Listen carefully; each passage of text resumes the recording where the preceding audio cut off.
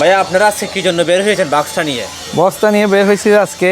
উনি 1 মাস বাবদ অনেক অসুস্থ আছে, ওর আর্থিক অবস্থা খারাপ, চিকিৎসা করার জন্য টাকা নাই, সেজন্য আমরা উদ্যোগ নিছি সবার কাছ থেকে টাকা তুলে চিকিৎসা করার জন্য। আচ্ছা, ওনার মূলত রোগটা কি হয়েছে আপনার? ওর হচ্ছে লিভার ক্যান্সার।